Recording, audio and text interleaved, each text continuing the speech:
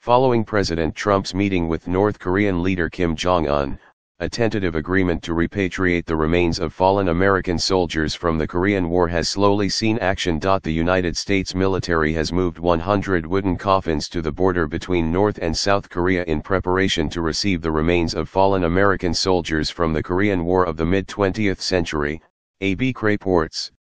The remains of the American soldiers have been awaiting repatriation for nearly 3/4 of a century, as tensions between the United States and North Korea have almost always been a preventative force against their eventual return.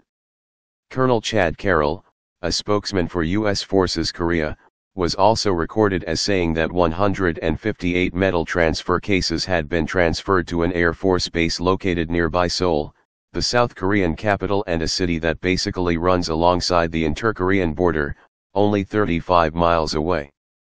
Said metal transfer cases would presumably be used to transport the wooden coffins and the remains placed within them to home soil.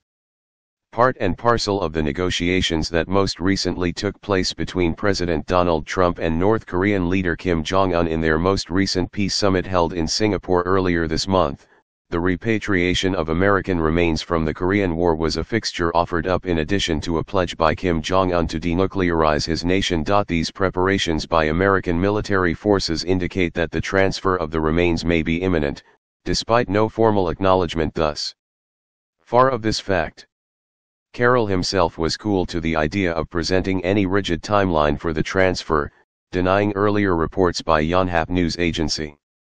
Yonhap had reported that American military vehicles bearing over 200 coffins had planned to cross the inter-Korean border today, a charge that Carroll denied according to CTV News, stating that plans for the repatriation were still preliminary. U.S. Forces Korea would follow up on Carroll's statement earlier today, making plain the fact that they were simply preparing themselves for the presumed eventuality that they would be receiving the promised remains. Describing 100 temporary transit cases as having been built in Seoul, then having been transferred to the joint security area at the border to await further instruction, U.S. Forces Korea made it clear that all of these actions were part of a readiness strategy to receive and transport remains in a dignified manner when we get the call to do so. This is not the first time that the United States and North Korea have worked together to repatriate American war dead from the Korean conflict, though it will be the single largest repatriation. From 1996 to 2005, joint operations between the two nations conducted by experienced search teams resulted in 229 sets of American remains being repatriated over the course of 33 operations. Since then, efforts have been stalled nearly completely as relations between the United States and North Korea have grown colder, primarily due to an increased focus by North Korea on cultivating their nuclear weapons program against the express wishes of the American leadership and that of most nations across the world.